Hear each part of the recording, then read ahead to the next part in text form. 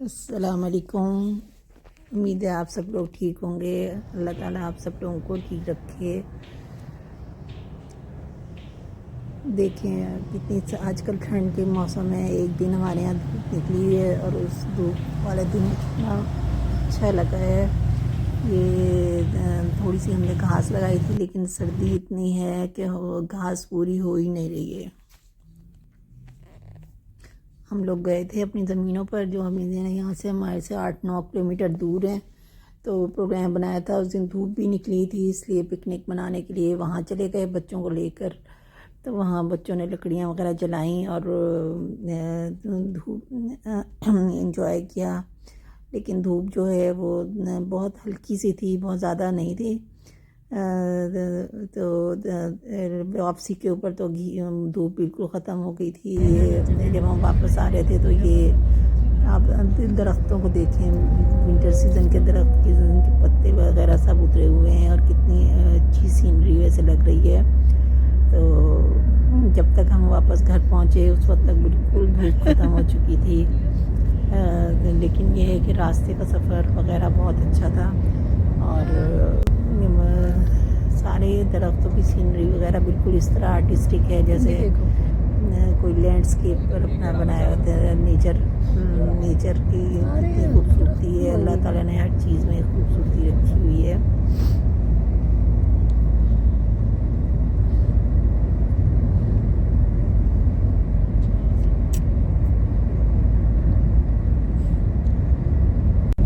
सबसे प्यारे तो मुझे यहाँ पे खजूरों के दरख्त लगे हैं, ये भी आपको नज़र आएंगे। खजूरों के दरख्त भी बहुत प्यारे खूबसूरत लगे हैं और उनके सीन और भी ज़्यादा था। और जब शाम हो गई और बिल्कुल धूप चली गई तो ये और भी खूबसूरत होते गए थे। तो सारा मंज़र बहुत ही अच्छा लग रहा था। अब आप देखिएगा, अभी आएंगे ये देखिएगा, ये खजूरों के दरख्त हैं, ये कितने खूबसूरत लग रहे हैं, हर तरफ से प्यारे लग रहे हैं। साथ में नहर भी थी, नहर में पानी था। दिल तो चाह रहा था कि उसके किनारे खड़ा हुआ जाए, लेकिन मगरिब की अजान होने वाली थी। फिर वापस हम घर पहुंच गए। ये ड्रेसिंग टेबल है, ये मेरी बेटी ने उसे सेट कर दी। अब आगे अगला दिन था, कुछ खाना खाया नहीं था तो दिल नहीं चाह रहा था इतनी सर्दी में कि क्या खाया जाए। तो सोचा कि पराठा बनाया जाए। पराठे के लिए आटा निकाला फ्रिज से और उसको मैंने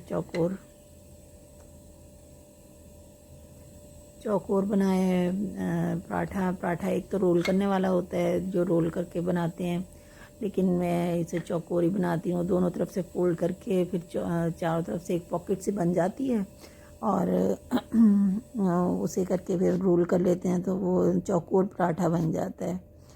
तो मैं तो अक्सर ऐसे ही बनाती हूँ।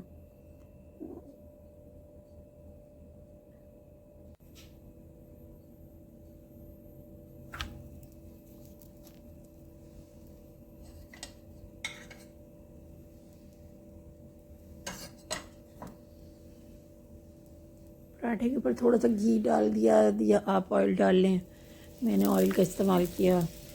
तो ये फ्राई हो गया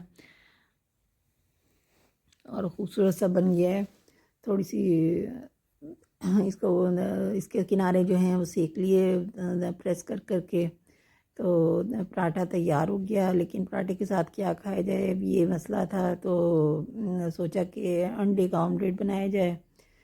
तो अंडा जो था वो दो तरह से बनता है, ये तो प्याज़ों वाला बनता है और एक बग़ैर प्याज़ों के।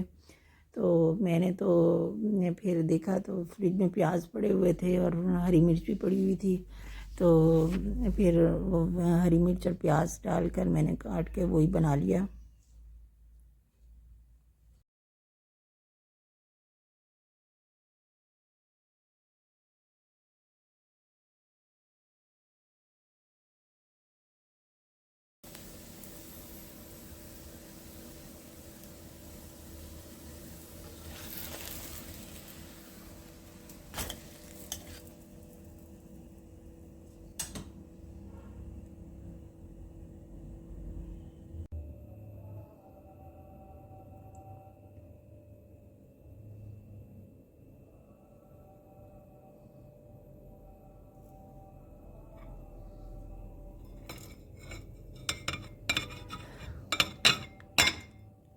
प्याज हरी मिर्च डालकर अंडे को खूब फेंटा है, जितना ज़्यादा फेंटते हैं उतना ही अच्छा बनता है।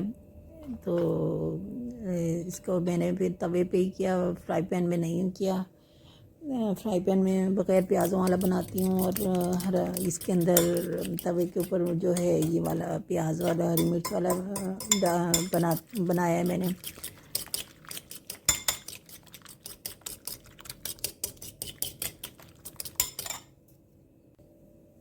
थोड़ा सा ऑयल डाला, ऑयल के ऊपर ये अंडा डाल दिया है। तो ये थोड़ा सा बनना तो है, थिक सा है, पतला नहीं बनता इस तरह करने में, लेकिन ये है कि बहरहाल ये भी अच्छा लगता है।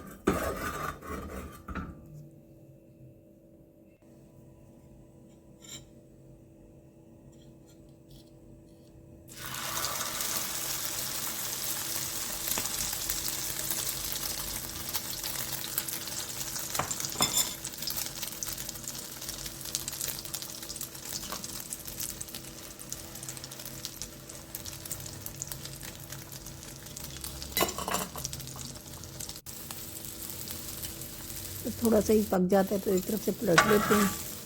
तो इसको पलट लिया, बस ऑमलेट तैयार है और रेडी है खाने के लिए। चाय भी बन गई। ये तो हमने बना लिया इस तरह, लेकिन अब अगले दिन ये हुआ कि अब क्या पकाया जाए। रोज़ाना का यही मसला होता है कि क्या बनाया जाए। अब सर्दी में तो चटते भी इतने हाथ हैं। आखिर आलू मैंने बॉईल करने रखे, आलू का भुर्ता बनाने के लिए, और साथ में मैंने गोश्त उसके ऊपर रखा पतीली में। उसमें प्याज, लहसुन, अदरक, हरी मिर्च और नमक, मिर्च और हल्दी और धनिया डालकर पकाने रख दिया। प्रेशर कुकर इस्तेमाल नहीं किया, प्रेशर कुकर थोड़ा सा ख़राब हो रहा है, उसकी में से विसल आती रहती है तो डर लगता है कहीं फट ना जाए। आलू के भूखे के लिए थोड़े से प्याज ब्राउन किए, और ब्राउन करके मैंने नमक मिर्च डाल के, हरी मिर्च डाल के, और उसको मैंने अच्छी तरह भून लिया है। हरा धनिया हमारे पास नहीं था तो वो नहीं था। अगर हरा धनिया भी हो तो बहुत अच्छा लगता है। तो भुर्ता तो बहुत अच्छा बन गया था। तो मैं फिर ये हॉट पॉट लेकर उसमें भुर्ता निकाल दिया है। आलू का भुर्ता सर्दियों का तोहफ़ा है। सर्दियों में आलू के भुर्ता के साथ, वैसे आलू के पराठे ही बहुत अच्छे लगते हैं सर्दियों में, लेकिन मैंने तो सिर्फ आलू का भुर्ता ही बनाया था। बाकी इधर से गोश्त पक रहा था, मटन, क्योंकि मैंने पतीली में भी डाला था तो पतीली पे ये तकरीबन 40-45 मिनट पक गया है और गल गया है। शलजम एक था, लंबा सा था ये एक शलजम। मैंने सोचा बच्चों के लिए एक ही शलजम बहुत है, क्योंकि बच्चे आलू ज़्यादा शौक़ से खाते हैं और शलजम ज़रा कम शौक़ से खाते हैं। लेकिन बच्चों को देनी तो हर चीज़ चाहिए ताकि वो हर चीज़ खाएँ। इसलिए सालन को ये भून कर इसमें गरम मसाला डाला मैंने, ज़ीरा डाला और हरी मिर्च डाली, और ये शलजम काट कर इनको मैंने इसमें डाल दिया, और अच्छी तरह शलजम डालकर इसको अच्छी तरह मिक्स करना चाहिए। वरना अगर ये होता है कि अगर मिक्स ना करें तो उसका टेस्ट नहीं आता सब्ज़ी का शोरबे के अंदर। पहले मुझे मालूम नहीं था तो मैं फ़ौरन पानी डाल दिया करती थी, लेकिन अब ये है कि मुझे पता चला है तो मैं उसे अच्छी तरह भूनती हूँ जो भी डालती हूँ, और सब्ज़ी वगैरह। और देखिए कितना खूबसूरत कलर आया है, और शलजम गोश्त बहुत ही अच्छा खूबसूरत तैयार हुआ था। टेस्ट में भी बहुत अच्छा था। आखिर में पिसा हुआ गरम मसाला ऊपर से डाला है। और ये किताब है मुस्लिम की, इसमें ये है कि हम एक दुआ पढ़ लेते हैं रोज़ाना की। तो आज की दुआ है, सुबह जागने की दुआ है। ये मैं भी आपको पढ़ के सुनाती हूँ। ये देखिएगा, मैं आपको बताती हूँ।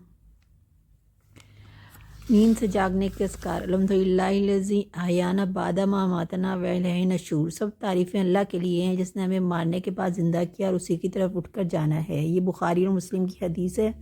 और सुबह शाम के अस्कार में जब हम नींद से जागें तो हमें ज़रूर पढ़नी चाहिए। और ये कुरान पाक है, ये कुरान पाक सऊदी अरब से आया है, तो मुस्तनद है।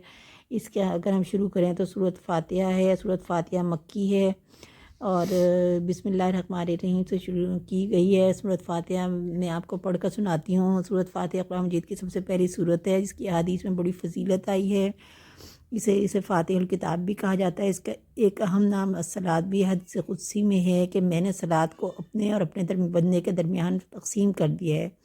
यानी सूरत फ़ातिहा का मुराद सूरत फ़ातिहा, इसका आधा हिस्सा अल्लाह ताला की हम्दो सना है और आधा हिस्सा दुआ मना जाता है जो बंदा अल्लाह की बारगाह में करता है। सूरत फ़ातिहा की बहुत फ़जीलत है। उस शख्स की नमाज नहीं जिस सूरत फ़ातिहा नहीं पढ़ी।